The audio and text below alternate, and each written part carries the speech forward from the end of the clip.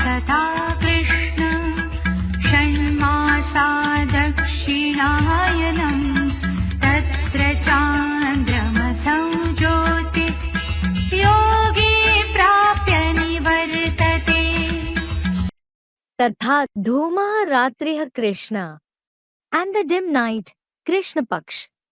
Shanmasah Dakshinayanam. 6 months, the Dakshinayan Marg are. Yogi Tatra.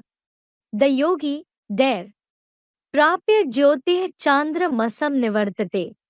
Attains the light of Brahma. The moon of knowledge returns. Tatha Dhumah Ratrih Krishna. Shanmasah Dakshinayanam. Yogi Tatra. Prapya Jyotih Chandra Masam Nivartate. Interpretation. And the dim night, that is Krishna Paksha bound in celestial degrees, that isn't the side of Suryavanshi Ram, 6 months of the Dakshinayan Marg of the demonic religions, like the violent Muslim and so on, are of the four-headed Brahma facing downwards. The semi-yogi who has attained death compulsorily there, because of the hearsays of many, attains the dim light of Brahma, the moon of knowledge bound in celestial degrees, becomes a ghost etc., and returns to this very misleading dualistic hell. Krishna Paksh means the dark half of a lunar month, period of a waning moon. Footnote. For example, all the Brahmins of lower category, like B.K. Prakash Mani, B.K. Jagdish, B.K. Ramesh and so on who support the four-headed Brahma are taking on a subtle body. They become a ghost or a spirit too, from the copper age itself, according to the Purushottam Sangamyug shooting. और कृष्ण पक्ष का connection चंद्रमा से है। And the connection of Krishna Paksh is with the moon. चंद्रमा का धूमिल प्रकाश होता है। The light of the moon is dim. निश्चयात्मक कोई बात नहीं होती है। Nothing is certain. जैसे बेसिक में मुरली सुनते थे तो सब बातों का निश्चयात्मक जवाब मिलता था, यह बहुत बातों में अनिश्चय आता था। Just like when you used to listen to the Murli in the basic knowledge, did you used to receive certain answer for everything, or did you used to have doubts in many points? बहुत बातों में अनिश्चय आता है। You had doubts in many points. तो वो धूमिल प्रकाश हो गया चंद्रमा का। So that is the dim light of the moon. उसे चंद्र पक्ष कहो, कृष्ण पक्ष कहो। वो कृष्ण पक्ष ब्रह्मा के पार्ट से कनेक्टेड है। Whether you call it Chandra Paksh or Krishna Paksh, that Krishna Paksh is connected to the part of Brahma. और सूर्य पक्ष माना शुक्ल पक्ष। And Surya Paksh means Shukla Paksh. वो ज्ञान सूर्य के पार्ट से कनेक्टेड है। It is connected to the part of the sun of knowledge. सोम कहते हैं चंद्रमा को है, और चंद्रमा का पार्ट है ब्रह्मा का। The moon is called Som, and the part of the moon is of Brahma. क्योंकि चंद्रमा क्षीण होता है, फिर चंद्रमा संपूर्ण होता है। It is because the moon wanes at first, then the moon becomes complete.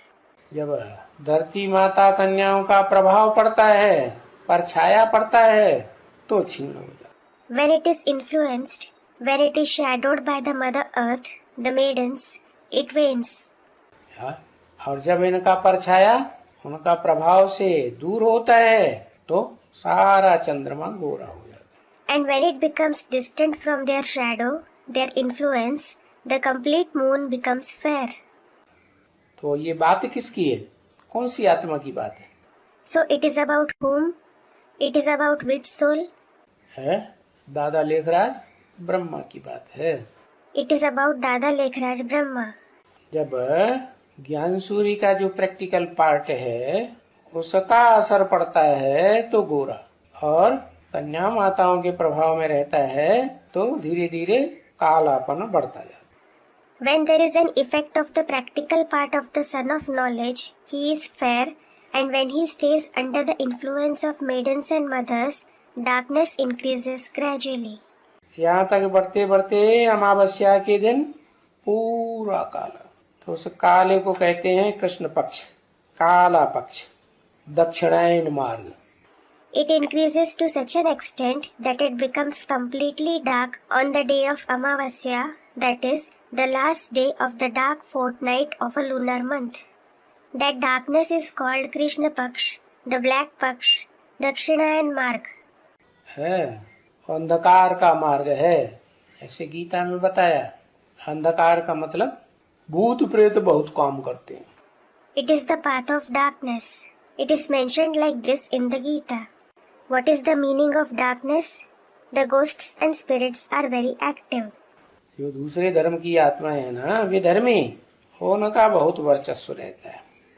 There is a lot of dominance of the souls of other religions, the Vidharmis. जो असुर हैं वो मैदान में आ जाते हैं। The demons come to the field. उन असुरों की तरफ चले जाते हैं, उसको कहते हैं sunset point. People go towards those demons. That is called the sunset point. Mount Abu में यादगार बनी हुई है। Student, the sunset point at Mount Abu. The Yadgar is made at Mount Abu. सूर्य अस्त हो गया कहाँ? पश्चिम में, पश्चिमी सभ्यता में। The sun set. Where? In the west. In the western culture. पश्चिमी सभ्यता कहो, दक्षिणी सभ्यता कहो, जहाँ मुसलमानों का और क्रिश्चियंस का राज्य, वहाँ सूर्य अस्त हो गया। Whether you call it the western culture or the southern culture, where there is the rule of Muslims and Christians, the sun set there. सूर्य वहाँ चला गया, The sun went there. तो वो दक्षिणायन हो गया। So that is Dakshinayan. अब दक्षिणायन से फिर उत्तरायण आता है सन 76 में। Now it comes in Uttarayan again from Dakshinayan in the year 1976. 7 Narayan बचे जो कम कलाओं वाले हैं, कम जन्म लेने वाले हैं, षष्ठी रूपी रंगमंच पर बाद में उतरने वाले हैं। 7 Narayans are left who are the ones with lesser celestial degrees. They are the ones who have fewer births. They are the ones who descend on the stage like world later on. तो all-round part बजाने वाले हैं या अधूरा part बजाने वाले हैं?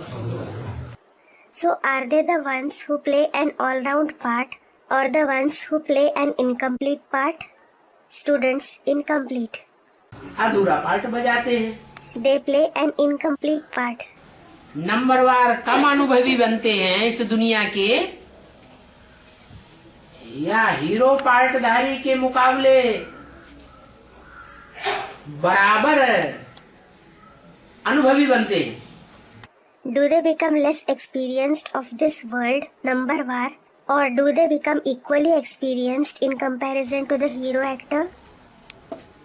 जब कम पार्ट बजावेंगे तो अनुभवी भी कम बनेंगे। When they play less part, they will become less experienced as well. इसलिए वो कमजोर आत्माएं जब द्वापर शुरू होता है तो द्वैतवादी युग में पहुंच करके और धर्मों के प्रभाव में आ जाती है। This is why when the Copper Age begins, those weak souls come under the influence of other religions after reaching the dualistic age. वो इब्राहिम के इस्लाम धर्म में कन्वर्ट हो जाते हैं। Some convert to the Islam established by Abraham. वो नारायण भी कम कला के और उनकी सारी प्रजा भी। Those Narayans as well as all their subjects are the ones with fewer celestial degrees. तो वो कमजोर आत्माएं ब्रह्मा की गोदी में पली हैं, यज्ञ के आदि से लेकर के और 69 18 जनवरी तक। Those weak souls have sustained on Brahma's lap from the beginning of the yajna till 18th January 1969. अभी भी पल रही है। They are sustaining even now. क्योंकि ब्रह्मा की ही बुद्धि में अभी तक नहीं बैठा है गीता का भगवान कौन है। It is because it hasn't sat in Brahma's intellect itself till now, who is God of the Gita. तो एकच भूल के कारण सारा सत्यानाश होता रहता है और दुनिया में असत्य का बोलवाला होता रहता है। So, because of only one mistake, everything is ruined gradually and falsity continues to gain fame in the world. वो ब्रह्मा को फॉलो करने वाली आत्माएं प्रैक्टिकल जीवन का फॉलो नहीं करती है, ब्रह्मा को उनकी डायरेक्शन को फॉलो करती है। Those souls who follow Brahma don't follow his life in practice. They follow his directions. Shiv के डायरेक्शन को नहीं पकड़ती। They don't grasp the directions of Shiv. किसकी डायरेक्शन को पकड़ती है? देहधारियों के डायरेक्शन को, ब्रह्मा के डायरेक्शन को पकड़ेंगी, नहीं तो ब्रह्मा कुमार कुमारियों के डायरेक्शन को पकड़ेंगी। Whose directions do they grasp? The directions of bodily beings. They will grasp the directions of Brahma or the Brahma Kumar Kumaris. मुखवंशावली कहे जाएंगे या मुखवंशावली कहे जाएंगे? Will they be called Kukvanshavali or Mukvanshavali? Students, Kukvanshavali. कोख माने गोद से उनको प्यार है, लेकिन मुख से निकली हुई जो भगवान शिव की बातें हैं उनसे उनको प्यार नहीं है। They have love for coke, meaning lap, but they don't have love for the words of God Shiv emerged through the mouth. तो ऐसी सब आत्माएं, चाहे वो नारायण ही क्यों न हो, अधूरे कला वाले, और उनकी प्रजा वर्ग की आत्माएं ही क्यों न हो, वो सब कन्वर्ट होने वाली कच्ची आत्माएं यहाँ संगम युग में भी जीते जी प्रारब्ध नहीं पाती। So, all such souls, whether they are the Narayans with incomplete celestial degrees and the souls belonging to the category of their subjects, all those weak souls who convert don't receive fruits while being alive here in the confluence age as well. जब तक उनका जीवन रहता है तब तक प्राप्ति नहीं कर पाती, जैसे ब्रह्मा ने प्राप्ति नहीं की जीवन रहते। As long as they are alive, they aren't able to make attainments. Just like Brahma didn't make attainments while being alive. क्या जीवन मुक्ति पाई? जीवन रहते रहते मुक्ति नहीं पाई। Did he attain Jivan Mukti? He didn't attain Mukti while being alive. तो उनके जो फॉलोअर्स हैं या ब्रह्मा से जो प्यार लेने वाले हैं वो भी अधूरे ब्राह्मण शरीर छोड़ने वाले भूत प्रेत बनते हैं। So, all his followers or those who take love from Brahma, those incomplete Brahmins also become the ones who leave the body. They become ghosts and spirits. सूक्ष्म शरीर धारण करते हैं, स्थूल शरीर छूट जाता है। They take on the subtle body and their physical body is left.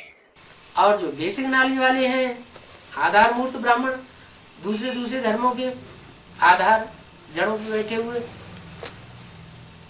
उनकी स्थिति अब ये बन गई है कि वो जो दुनियावी धर्म गुरु है, जो रास्ता अपना रहे हैं भक्ति मार्ग का, उसी रास्ते को वो अपनाने लग पड़े। And those who are in the basic knowledge, the Adhar Murt, that is root souls, Brahmins, the roots of other religions, sitting on the roots of the Kalpa tree, now their state has become such that they have started adopting the same path of bhakti that the worldly religious gurus are adopting.